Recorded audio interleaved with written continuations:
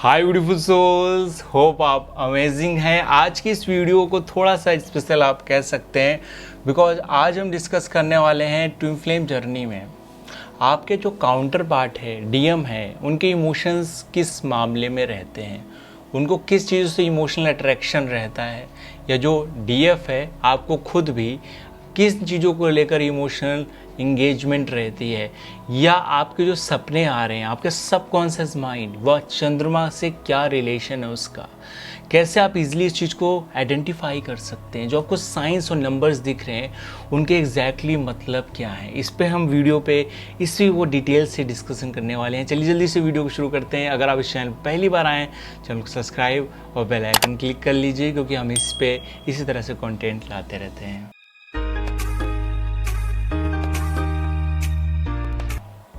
नमस्कार दोस्तों, मैं ओंगे दृष्टो आप सभी का स्वागत करता हूं लाइफ प्रिपरेशन के इस न्यू एपिसोड में।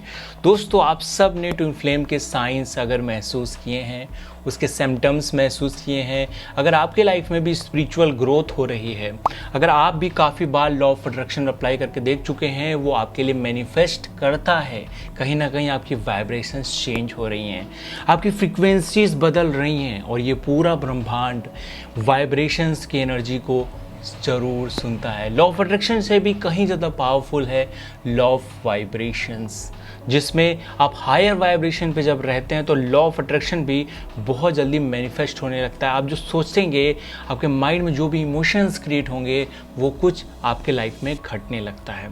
ट्विन फ्लेम जर्नी में हम अपने काउंटर पार्ट से जब मिलते हैं, हमें उनकी साइंस बताए जाते हैं कि डिवाइन हमको बताते हैं, ये ब्रह्मांड में बताता है, ये अस्तित्व बताता है, ये आपके लिए बहुत इंपॉर्टेंट है। हो सकता है ये आपसे बहुत दूर हो, लॉन्ग डिस्टेंस रिलेशनशिप हो, फिर भी वो जब भी आपकी लाइफ में एंट्री करेंगे ना, आपके काउंटर पार्ट, आपको कुछ ना कुछ स्पिरिचुअल ट्रिगर तो मिलेगा ही। दोस्तों, इमोशनल रूप से आप बढ़ेंगे, वृद्धि करेंगे, आपका विकास होगा, या आप ट्रिगर ज़रूर होने वाले हैं। इन सब चीज़ों को हम अगर देखते हैं तो हमको पता चलता है कि अगर ये सारे साइंस और सिम्टम्स आपको पता चले, आपके अंदर भी कुछ सडन स्पिरिचुअल ग्रोथ शुरू हो जाए, तो ये चीज़ दिखाती है कि आप उस पर्सन के लिए बहुत ज़्यादा इम्पॉर्टेंट है, उससे कोई ना कोई कनेक्शन तो है ही है। हो सकता है आपका उससे सोलमेट कनेक्शन हो, ट्विन फ्लेम कनेक्शन हो, या कार्मिक कनेक्शन हो। लेकिन इसमें हम जान सकते हैं कि आपको जो काउंटर पार्ट है उसकी इमोशंस किस जगह पर हैं, उसकी फीलिंग्स किस चीज़ को लेकर है। इससे आपको अपनी करंट एनर्जीज भी देखनी नहीं पड़ेंगी, आपने डीएम की या डीएफ की करंट एनर्जीज भी नहीं देखनी पड़ेगी, आप उनके बारे में बहुत कुछ जान भी जाएंगे। इसके लिए हम हेल्प लेने वाले हैं चंद्रमा, जो मंस और जातक होते हैं। चंद्रमा लूनर की जो जितनी भी गति होती है, चंद्रमा की जो भी गति होती है, डेफिनेटली आप लोग फील करते होंगे आपके इमोशंस कितने ज़्यादा प्रभावित होते हैं उससे। इवन इमोशंस ही नहीं, आपके बॉडी में हार्मोनल चेंजेस इम्पैक्ट करता है। आपका सबकॉन्शियस माइंड एक्चुअली चंद्रमा से ही रिलेटेड होता है। आप ध्यान दीजिएगा, चंद्रमा आपके हॉरोस्कोप में जहाँ भी बैठे हुए हैं, आप उससे रिलेटेड इमोशंस रखते होंगे। वो इमोशंस आपके लिए बहुत इंपॉर्टेंट होंगे। अगर फर्स्ट हाउस में है चंद्रमा, तो आप अपने लिए बहुत ज़्यादा इमोशनल होंगे। अगर आपको कोई भी बात कोई कह दे, आप बहुत जल्दी उस चीज़ को लेकर अपने ऊपर सोचना शुरू कर देंगे। और यही नहीं, आपसे दूसरे लोग अपने इमोशंस को कनेक्ट करना चाहेंगे, अपनी फीलिंग्स को कनेक्ट करना चाहेंगे। और इसके हम अपोजिट, अगर चंद्रमा आपके स्पाउस के घर में बैठे हुए हैं, आपके लाइफ पार्टनर के घर में बैठे हैं, 7th हाउस में बैठे हुए हैं, तो आप अपने इमोशंस खुद दूसरे लोगों से कनेक्ट करना चाहेंगे।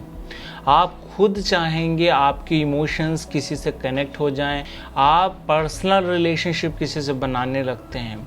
तो हमको ये समझना है, हमारा काउंटर पार्ट जो हमारे डीएम है या डीएफ है, उनकी कुंडली में चंद्रमा की एग्जैक्टली पोजीशन क्या है, वही उनके सबकॉन्शियस माइंड में इमोशंस आते हैं। और यही नहीं, आप चंद्रमा की प्लेसमेंट को समझ के ये भी देख सकते हैं कि हमको जो इस समय हो रहा है, या हमारे ड्रीम्स में जो दिख रहा है, वो क्यों दिख रहा है।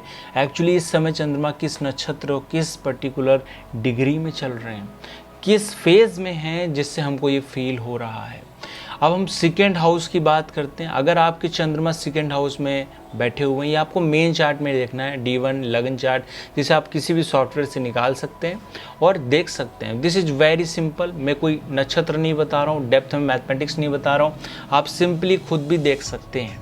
अगर आपके काउंटर पार्ट के जो चंद्रमा है सेकंड हाउस में बैठे होंगे, या आपके चंद्रमा सेकंड हाउस में बैठे होंगे, तो कहीं ना कहीं आप फैमिली रिलेटेड या फैमिली से रिलेटेड जो इमोशंस हैं वो बहुत ज़्यादा फील करेंगे। वो अपनी भावनाएं उनसे कनेक्ट करके रखेंगे। अगर उस चीज़ में डिस्टर्ब हुआ तो आपको काफ़ी सारे ड्रीम्स भी इससे रिलेटेड आएंगे।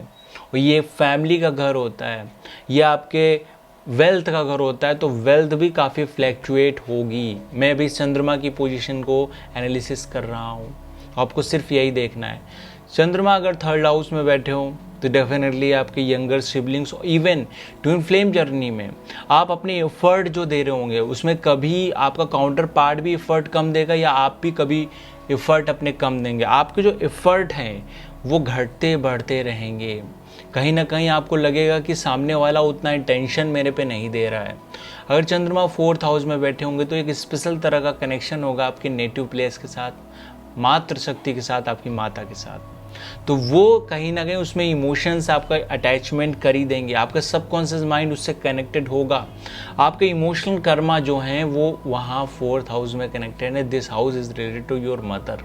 फिफ्थ हाउस में आप अपनी लव लाइफ, अपने इमोशंस, या अपने जो आगे डॉटर या सन है उससे कहीं कनेक्टेड होने वाले हैं।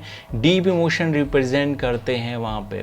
आपका सबकॉन्शियस माइंड, आपकी जो अभिव्यक्ति है, आपका जो थिंकिंग पैटर्न है, लव रिलेटेड इश्यूज में घूमता रहेगा। आप उन चीज़ों को लेकर इमोशन रखते होंगे। आप अगर सिक्स्थ हाउस में चंद्रमा आ जाएं तो चंद्रमा आपको कैसा फील कराते हैं यहाँ पे देखिए। आप लोगों से कहीं ना कहीं अपने कनेक्शंस भी बनाएंगे, साथ में उनके लिए हीलिंग भी कर सकते हैं, हीलर का काम कर सकते हैं, उनके इमोशंस हीलिंग कर सकते हैं। बहुत सारे टैरो कार्ड्स के मैंने चार्ट देखे हैं, तो वहाँ पे चंद्रमा कहीं ना कहीं सिक्स्थ हाउस को इम्पैक्ट करते हैं, जो वहाँ पे अपनी इमोशंस, जैसे किसी NGOs में काम करना या कहीं पे वर्क करना, हीलिंग करना, राइट, किसी भी तरह की हीलिंग करना, जैसे फिजियोथेरेपी हो गई, जैसे डॉक्टर हो गए, ये इस तरह की चीज़ों में इन्वॉल्व रहना, उनका जो इमोशंस है उसके प्रति सेंसिटिविटी है वो बनी ही रहेगी। सेवन्थ हाउस में दोस्तों मैंने डिस्कशन किया। और एट्थ हाउस में अगर चंद्रमा बैठे हों तो एट्थ हाउस में व्यक्ति आकर्ड्स की तरफ अट्रैक्ट तो होता ही है, लेकिन उसको कहीं ना कहीं इमोशनल चीज़ें, सेक्सुअल चीज़ें, हिडन सीक्रेट्स भी बहुत अट्रैक्ट करते हैं। उसके प्रति वो अपनी इमोशंस रखता है, फीलिंग्स रखता है। आपके काउंटर पार्ट के आपके चार्ट में, हॉरोस्कोप में चंद्रमा एट्थ हाउस में है, तो इस चीज़ों को रिफ्लेक्ट करते हैं। मैं राशि का डिस्कशन नहीं कर रहा हूँ, जब मैं राशि इंक्लूड करूँगा तो बहुत डिटेल से आपको ये चीज़ें पता चल जाएंगी, एकदम डिटेल से। लेकिन अभी मैं सिंपलीफाई तरीके से उसको बता रहा हूँ। अगर नाइन्थ हाउस में चंद्रमा आपके आ जाते हैं, इमोशंस आ जाते हैं, ये फेजेस चंद्रमा के जितने भी हैं आपको किस तरीके से इम्पैक्ट करते हैं, तब आपको कहीं ना कहीं जो गाइडेंस आने वाला है किसी टीचर से आने वाला है, आप टीचर के प्रति बहुत जल्दी कनेक्शन बना लेंगे, उनसे बहुत जल्दी लर्निंग कर लेंगे। अगर आप इसके अपोजिट टीचर्स को अपनी लाइफ में इंक्लूड नहीं करते हैं तो कहीं ना कहीं आपका जो भाग्य है, कहीं ना कहीं आपको जो इमोशंस हैं वो बैलेंस नहीं होने वाले हैं। क्योंकि चंद्रमा जहाँ पर बैठे हों उस तरीके से आप अपनी इमोशंस को बैलेंस कर सकते हैं। आपका मन वहाँ पे है, आपका सबकॉन्शियस वहाँ पे है, आपके डीप संस्कार वहाँ पे हैं, तो आप उस चीज़ से रिलेटेड अगर काम करें आपके इमोशंस बहुत जल्दी बैलेंस हो जाएंगे। और इवन किसी का भी चार्ट देख के आप ये चीज़ बहुत जल्दी आइडेंटिफाई कर सकते हैं। डेप्थ में नहीं जान पाएंगे, लेकिन हाँ जो मैं डिस्कस कर रहा हूँ इससे आपको बहुत फ़ायदा होगा। आप चंद्रमा आपके 10th हाउस में बैठे हैं, अगर आपने काम नहीं किया, आप अभी हाउस वाइफ हैं, घर में हैं, तो कहीं ना कहीं आप इमोशनली डिस्टर्ब रहेंगे, क्योंकि आपके इमोशंस वर्क से रिलेटेड हैं, ऑक्यूपेशन से रिलेटेड। आपकी जो ड्यूटीज़ हैं वो जब तक प्ले आप नहीं करेंगे तब तक कहीं ना कहीं इमोशनल सेटिस्फेक्शन आपको नहीं मिलेगा। आपके काउंटर पार्ट में, DM में या DF में, किसी में भी अगर चंद्रमा इस हाउस में आते हैं तो ये फेजेस आपको ऐसे देखने हैं। 11th हाउस में आपको इन्वेस्टमेंट करना होगा, आपके सोशल सर्किट बनाना होगा। जब तक सोशल सर्किट नहीं बनाएंगे आप इन्वॉल्व नहीं होंगे सोशल मीडिया से, इन चीज़ों को नहीं करेंगे, तब तक आपको इमोशनल सेटिस्फेक्शन नहीं मिलने वाला। वो भी बैलेंस अप्रोच के साथ करना है, वहाँ पे इनर वर्क करना है, हीलिंग करना है। और ये हाउस बहुत इंपॉर्टेंट हाउस है, क्योंकि इस हाउस में आपके कहीं ना कहीं डीप लेवल की इच्छा पूर्ति का भी घर है। तो मे भी आपको बहुत लगे कि आपकी इच्छाएं कोई पूरी नहीं हो पा रही, आपके इमोशन डिस्टर्ब हो रहे हैं, लेकिन आपको उस फेज में बैलेंस रखना है। लास्ट हाउस की बात कर लेते हैं, 12th हाउस। अगर आपके मून 12th हाउस में बैठे हैं तो आपको कहीं ना कहीं अपने इमोशंस को ट्रिगर करने के लिए या तो फॉरेन जाना है या फिर अपने बर्थ प्लेस से दूसरे कल्चर में जाना है। फॉरेन इज समथिंग जो भी आपके कल्चर से अलग प्लेस हो, जैसे जहाँ पे दूसरी लैंग्वेज बोली जाती हो, जैसे दिल्ली से आप गुजरात आ गए या और बाहर चले गए, तो ये आपका फॉरेन हो गया, ये आपके लिए वो कल्चर अलग हो गया। तो आप जब ये इस चीज़ों को करते हैं, बाहरी एक्टिविटीज़ में इन्वॉल्व रहते हैं, तो कहीं ना कहीं आपके इमोशंस बैलेंस होने लगते हैं। अपने ट्विन फ्लेम की लाइफ में दोस्तों इस तरीके से आप एक एक चीज़ों को आइडेंटिफाई कर सकते हैं। यहाँ आप अगर राशि देख लेंगे और सारी नक्षत्र देख लेंगे तो आप टोटली इन चीज़ों को समझ सकते हैं कि मेरे साथ क्या हो रहा है। इस चीज़ को समझिए कि आप किन चीज़ों से हील होने वाले, इमोशनल हीलिंग आपको किस घर से मिलने वाली है, किन चीज़ों से मिलेगी। होप आपकी वीडियो आपकी हेल्प करे और आपको जो भी आप फेजेस में फंसे हुए हैं वहाँ से निकाले। मेरे फ्री ऑफ कॉस्ट मेडिटेशन आते हैं दोस्तों, आप भी ज्वाइन कर सकते हैं, नीचे टेलीग्राम का लिंक दिया गया है, वहाँ काफ़ी सारी वीडियोस पड़ी गई हैं ऑरा लॉक पे, इमोशनल हीलिंग पे, फिजिकल पेन को हील करने के लिए। अगर आपको भी कोई प्रॉब्लम है या कुछ मेडिटेशन करना चाहते हैं तो नीचे ज्वाइन हो सकते हैं। नेक्स्ट वीडियो में दोस्तों मिलते हैं, तब तक अपना ख्याल रखिए, ध्यान रखिए और हमेशा ही मुस्कुराते रहिए। नमस्कार दोस्तों।